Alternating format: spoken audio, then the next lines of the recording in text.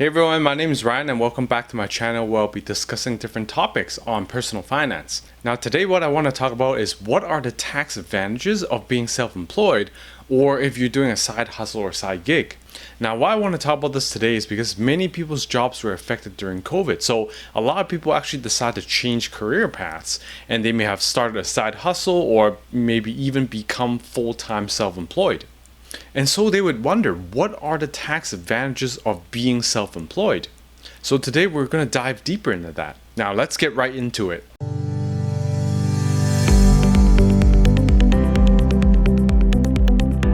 First off, we have to understand what it means to be self-employed. Now, as a self-employed, basically it just means that you're working on a contractual basis instead of getting a consistent salary from your employer. So it means that you could be a freelancer or you can be an independent contractor. And it doesn't matter what type of job that you do. It could be you're tutoring someone or you're designing a logo for someone. It doesn't really matter what you do as long as you're earning income. For any independent work that you do, then you are considered self-employed for tax purposes. And in some cases, you might actually find yourself working as a full-time contractor, because a lot of startup companies or smaller size companies, what they do is they actually hire freelancers or independent contractors to the projects for them. By doing that, they're able to operate with a limited budget and may be able to save costs on doing payroll. And also because of the fact that they're accumulating their clientele, they may not have enough projects to justify hiring someone full-time. So if you are working as a full-time contractor, then that means you're also considered self-employed. And one easy tell is to ask whether or not you're going to receive a T4 from your employer. Because if they aren't able to provide you a T4, but instead they tell you to invoice them or to bill them for the work that you do, then you're probably considered a contractor, which means you're self-employed. And when you're reporting your taxes as a self-employed, then that's when you can start claiming your business expenses. Now, first of all, your income needs to be classified as either professional income, business income, or commission income. And it actually doesn't matter too much which one you choose because there's no material difference here. The only thing is you want to make sure you pick the one that you think is appropriate and stay consistent when you're filing your taxes. And whichever one you choose, you will be able to save taxes by claiming business expenses. This can make a huge difference in the taxes that you pay because every dollar of business expense that you're claiming, it will reduce your taxable income by $1 as well. So for example, if your total business expense is $5,000, then what you're really doing is you're reducing your taxable income by $5,000, which at the end will actually save you around $1,000 to $2,000, depending on your tax bracket. I've gone through in detail how tax deductions work in a previous video, so I'll leave a link in the top corner or in the description below, and you're welcome to check it out. Now, when it comes to claiming business expenses, the general rule of thumb is that you need to keep all the receipts that you're trying to claim for. Because in Canada, we actually have an honest system for tax reporting, but there are measures in place to help the CRA track whether or not you're being reasonable with your claims. And how they do that is they actually provide a list of categories that you need to claim your business expenses under. And then what they do is they actually check the benchmark based on the industry that you're in and see what the average person is claiming in your industry for their business expenses, and if there's a huge discrepancy between what you're claiming versus what the average person is claiming. And that is why it's very important for you to claim in an appropriate category, because if you accidentally file in the wrong spot, then what ends up happening is the CRA may flag your tax return and may actually attract an audit on your tax return, which is going to cause you some headaches down the road. So let's take a look at the more commonly used categories together, and we can also talk about some tips on how you can avoid being audited and the correct way of reporting these categories. And like I said, whichever expense you're claiming, make sure you keep a receipt. And my recommendation is that you should actually use an app on your phone to take a picture of the receipt the moment you get them. The reason why is because a lot of times people stuff all the receipts in a shoebox, and what ends up happening is at the end of the year they try to take pictures of it and they look at it and the ink is already faded, right? So a lot of times that will cause the CRA to disallow your claims because they say, hey, I can't read the numbers on the receipts that you're providing. And of course, when they do ask to review your documents, you can actually send them a shoebox as well. what you need to do is you need to prepare electronic copies of your receipt. So by using an app that lets you scan copies of the receipts, you're able to keep electronic files of everything that you're trying to claim for. And it's also a very easy way for you to manage and organize your files as well. So for example, the one that I use is called Cam Scanner, and it's actually free as well. But there's many out there, right? So you can take your pick. When you're using these apps, you're able to create different folders, right? So what I do is, for example, I'll create a folder for my car expenses, and I'll create another folder for meals and entertainment. And at the end of the year, all I need to do is I just export these folders, and it'll become one neat PDF with all the receipts in them. So this will save you a lot of hassle down the road, and keep in mind that the CRA does have the choice of auditing you up to 7 years of your previous year's tax returns. So if you're claiming something today and you throw away your receipts and in the 7th year they audit you, then now you're in trouble. You actually owe them taxes, but not only the amount that you're supposed to pay them, but also the late interest penalties as well, because they're now counting, hey, you're actually late for the past 7 years, right? Because you should have paid us 7 years ago if you reported your taxes correctly. Now let's get right into the list. As you can see, there's quite a bit of expenses that we can claim as a self-employed person. Now, I'm not going to go over each of them because most of these are actually not going to be applicable for the average person, but I'll go over the more commonly claimed ones so that you know how you should be claiming them and to make sure you don't get audited.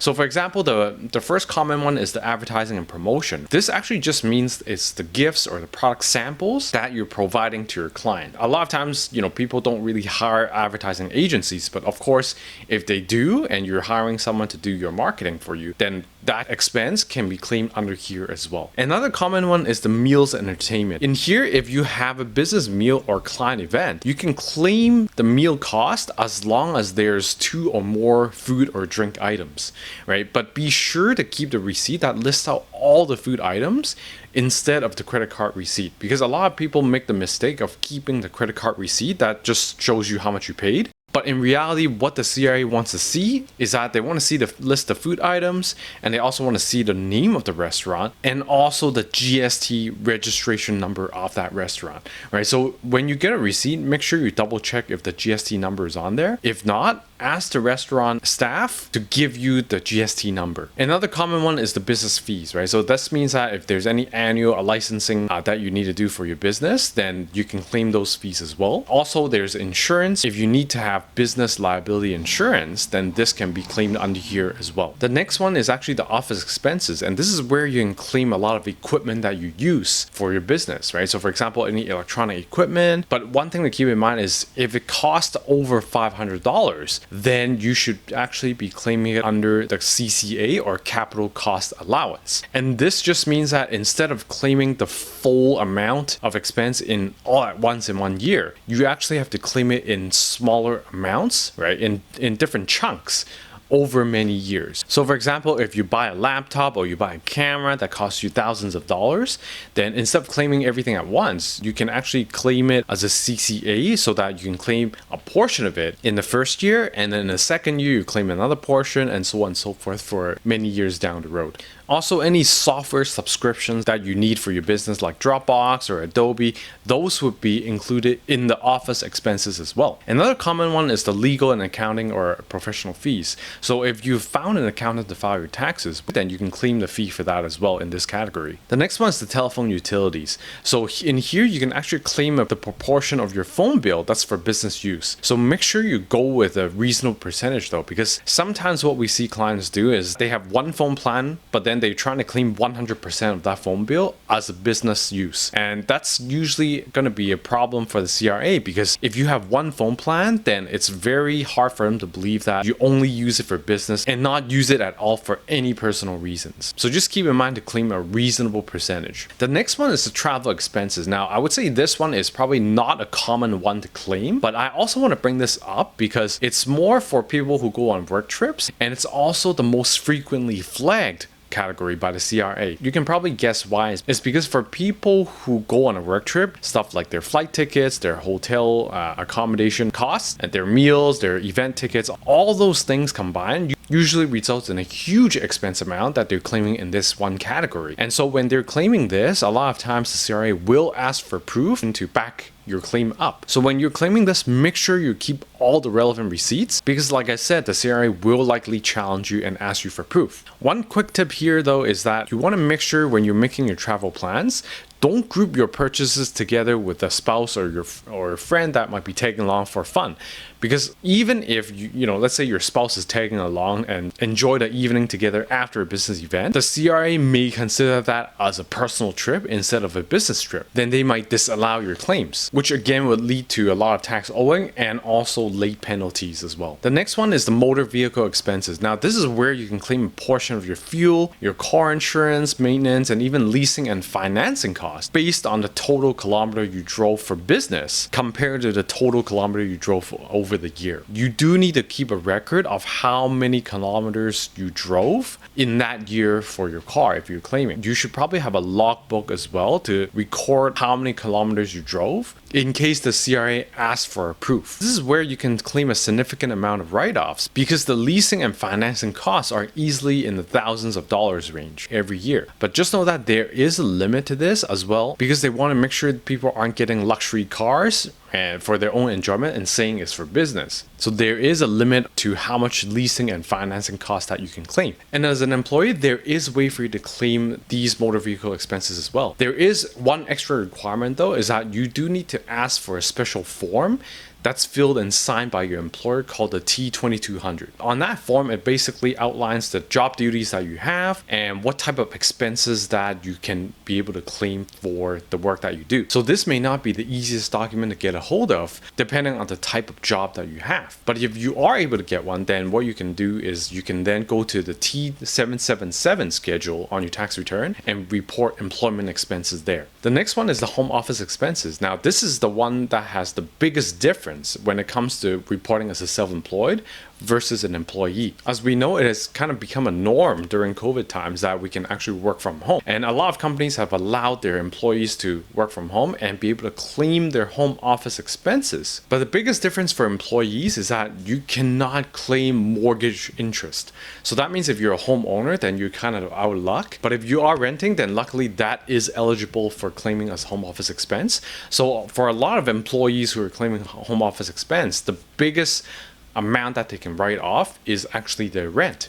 But besides that, there's also utilities and maintenance costs that you can claim as well. Another thing that's not available for employees is the property taxes and home insurance. These costs always come with home ownership, but for employees, it's actually not available unless you're a commissioned employee. But when you're self-employed, however, you can actually claim all the expenses that I've just talked about, right? So including rent, mortgage interest, property taxes, home insurance, maintenance, utilities, what have you. All these that's associated with your home ownership, you can actually claim as long as you're working at home. So these are the more commonly used categories for business expenses. Now, there is another thing to be aware of as a self-employed, and that is the employment insurance program, or the EI program for self-employed. As a self-employed individual, registering for EI is actually optional, unlike the employee, which is mandatory. If you want any EI coverage, then you do need to register voluntarily and start paying EI premiums. Now, the EI coverage is not the same as an employee, and the biggest difference there is that it actually doesn't cover unemployment.